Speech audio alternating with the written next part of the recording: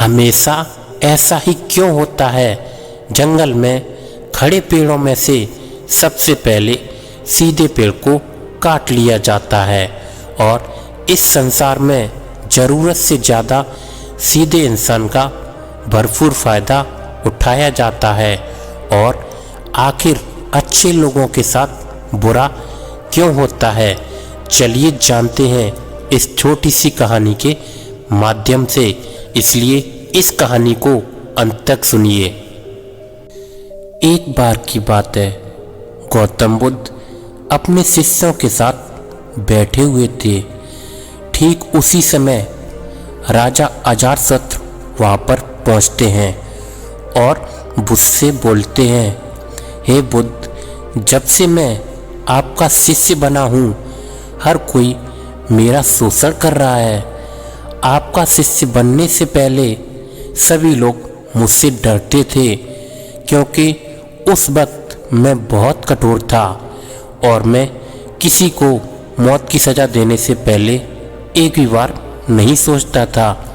लेकिन आपका शिष्य बनने के बाद मेरा किसी को दंड देने का मन नहीं करता है और ना ही मुझे गुस्सा आता है। मैं शांत हो चुका हूँ और सभी को दया भावना से देखने लगा हूँ। लेकिन कुछ लोग मेरे इस बदलाव का अनुचित लाभ उठा रहे हैं और इससे मेरे राज्य के लोगों को एक तरह के खतरे में डाल दिया है। कृपया अब आप ही मुझे बताएं कि मुझे अब क्या करना चाहिए। राजा अजातशत्रु की बात सुनकर गौतम बुद्ध उन्हें एक कहानी सुनाते हैं और वो कहानी कुछ इस प्रकार है। एक बार एक बड़े पेड़ के नीचे एक जहरीला सांप रहता था। पेड़ एक गांव के पास कोने में था। वहाँ अक्सर लोग सुबह शाम बैठते थे और खूब बातें किया करते थे। लेकिन जब से उस पेड़ के पास एक सांप को देखा गया तब से लोगों ने वहाँ पर जाना बंद कर दिया। लेकिन कुछ लोग तो जानबूझकर वहाँ सांप को देखने जाया करते थे और उस सांप को छेड़ा भी करते थे। अब उस सांप को जब खतरा महसूस हुआ तो उसने खुद के बचाव के लिए लोगों पर हमला करना शुरू कर दिया। वह सांप अब अपने क्षेत्र में लोगों का आना भी बर्दाश्त नहीं करता था, जिससे गांव के कई लोगों की जान जाने लगी। इस तरह पेड़ के आसपास जब भी कोई हलचल होती तो सांप वहाँ पर आ जाता था और हमला कर दिया करता था। सांप की दहशत अब पूरे गांव में फैल चुकी थी। अब लोगों ने बिल्कुल ही उस पेड़ के पास जाना बंद कर दिया। एक बार एक साधु उस गांव से गुजर रहा था। तभी उस साधु की नज़र उस विशाल से घने वृक्ष पर पड़ी जिसके नीचे वो सांप रहा करता था। घने पेड़ की छांव को देखकर साधु के मन में विचार आया कि चलो वृक्ष की इस ठंडी छांव में बैठकर कुछ देर ध्यान लगा लिया जाए। उसी वक्त गांव के कुछ लोग अपनी गाय लेकर घर की तरफ जा रहे थे। तभी उन लोगों की नज़र जब उस साधु पर पड़ी जो कि उसी पेड़ की तरफ जा रहा था। तभी लोगों ने उस साधु को सांप के बारे में बताया और उसे वहाँ जाने से मना भी किया कि आप उस पेड़ के पास मत जाना। वहाँ पर एक जहरीला सांप रहता है जो जरा सी हलचल होने पर हमला कर देता है और अभी तक कई लोगों को काट भी चुका है। लोगों की ये बातें सुनकर साधु मुस्कुराए और उस पेड़ की तरफ चले गए। जगह को थोड़ा साफ सुथरा किया और साधु ध्यान करने के लिए बैठ गए। तभी सांप हलचल सुनकर बाहर आता है और फुंकारने लगता है। फुंकार की आवाज़ सुनकर साधु की आंख खुल जाती है और वह सांप को देखने लगते हैं। वह सांप की आंखों में देखते हुए एक मंत्र बोलते हैं और मुंह से फूंक मारते हैं। तभी चमत्कारी रूप से वो सांप साधु से बात करने लगता है। अब दोनों एक दूसरे की भाषा को समझ भी रहे थे। सांप साधु से कहता है, हे मनुष्य, क्या तुम मुझसे नहीं डरते हो? क्या तुम नहीं जानते ये मेरा क्षेत्र है और यहाँ आने की किसी की भी हिम्मत नहीं होती है? तभी साधु ने करुणा से कहा, मित्र, इसमें डरने की क्या बात है? मैं किसी भी चीज़ से नहीं डरता हूँ, क्योंकि जब मैं जीने का लोभ ही नहीं करता तो मृत्यु से कैसा डर।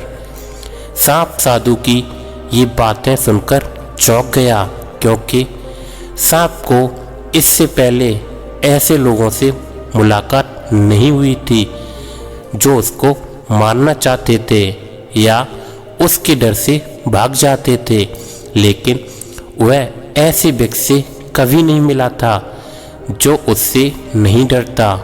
सांप साधु से इतना प्रभावित हुआ कि वह साधु के चरणों में गिर पड़ा और बोला, हे प्रभु, आप बिल्कुल सही कह रहे हैं। आज तक मैंने जो कुछ भी किया है अपनी जान बचाने के लिए किया है। अपने क्रोध के चलते न जाने कितने निर्दोष लोगों की जान भी ली है। इसके बाद साधु सांप से बहुत सारी बातें करता है और साधु वहाँ से चला जाता है। साधु की बात से प्रभावित होकर सांप ये निश्चित कर लेता है कि आज के बाद वह किसी को भी नहीं काटेगा। वह अपने क्रोधी स्वभाव को भी बदल देगा, दूसरों को काटना बंद कर देता है। लेकिन इसका नतीजा उल्टा निकलता है। जब लोगों ने देखा कि सांप ने लोगों को काटना बंद कर दिया तो लोग उसका फ़ायदा उठाने लगे। जो उससे दूर भागते थे वो उसके पास आने लगे और सांप को परेशान करने लगे। बच्चे उस पर पत्थर फेंककर मारने लगे, जिससे सांप आए दिन हमेशा परेशान और घायल रहता था। वह बहुत दुखी हो चुका था, क्योंकि वह अपने जीवन का सबसे कठिन समय बिता रहा था। एक बार वह साधु फिर से उसी गांव में आए। वह उसी पेड़ के नीचे बैठ गए। तभी साधु की नज़र अब दयनीय हालत में उस बड़े सांप पर पड़ती है। तो साधु ने उस सांप से पूछा, मित्र, तुम्हारी ये हालत कैसे हो गई?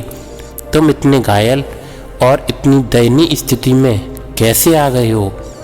तभी सांप ने कहा, जब से आपने मुझे अपने हिंसक स्वभाव को छोड़ने के लिए कहा, तब से मैंने निश्चय किया कि अब मैं किसी पर भी हमला नहीं करूँगा और मैंने क्रोध करना छोड़ दिया और शांति को अपना लिया, जिसका नतीजा ये हुआ कि लोग मुझे परेशान करने लगे हैं, दुर्व्यवहार करने लगे हैं। कोई मुझे पत्थर से मारता है तो कोई मुझे डंडे से पीटकर चला जाता है।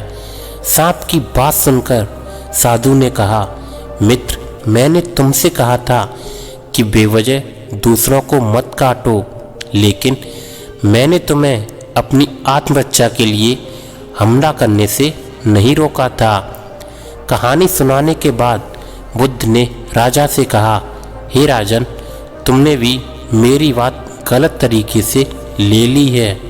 मैंने आपसे अपने कर्तव्य को छोड़ने के लिए कहा था, किंतु आप अपने कर्तव्य से भी विमुख हो गए। आप एक राजा हैं, अतः पूर्ण रूप से साधु की तरह व्यवहार करना आपको खतरे में डाल सकता है। तुम्हें सिर्फ अंदर से साधु की तरह रहना था और बाहर से राजा की तरह, ताकि ज़रूरत पड़ने पर खुद की, प्रजा की और अपने राज्य की रक्षा कर सको। तो दोस्तों, बिल्कुल ही ऐसे ही जंगल में होता है। जो सबसे सीधा पेड़ होता है उसको सबसे पहले काटा जाता है, और यही कानून दुनिया के लोगों पर भी लागू होता है। अच्छे भोले वाले लोगों का खूब फ़ायदा उठाया जाता है, और अच्छे लोगों को ज़िंदगी में अनेकों दुखों का सामना भी करना पड़ता है। इसलिए कभी किसी को अपना फ़ायदा मत उठाने दो। लोगों को उनकी मर्यादा में रहने के लिए खुद को परिस्थिति के अनुसार बदलना सीख जाइए, अन्यथा आपका हाल भी उस राजा और सांप की तरह हो जाएगा।